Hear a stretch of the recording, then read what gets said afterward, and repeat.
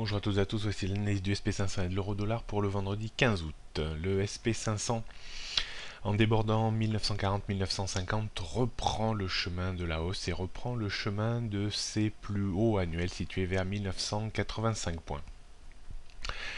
Est-ce pour autant une hausse pérenne et durable? On verra cela dans quelques jours. Il faudra un retour maintenant en dessous de 1940 points pour invalider la nouvelle tentative de reprise vers le sommet annuel.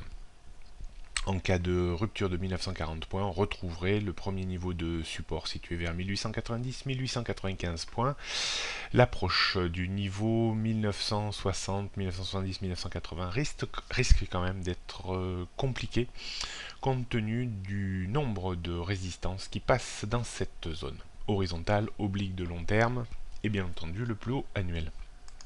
On note donc la grosse zone de résistance redevient 1985-2000 points, support 1940, 1920, 1894 et 1855 points.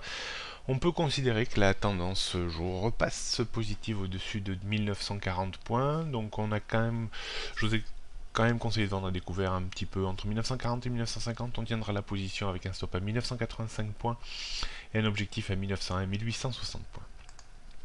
L'euro-dollar, lui, reste également sous dépendance baissière, même si on sent une structure en fond qui s'est mise en place entre 1,3340 et 1,3350. Mais pour le moment, à chaque tentative de hausse, l'euro-dollar est contrecarré par la zone 1,34, 1,3430, 1,3450. Donc statu quo un petit peu sur l'euro-dollar, phase de baisse de volatilité.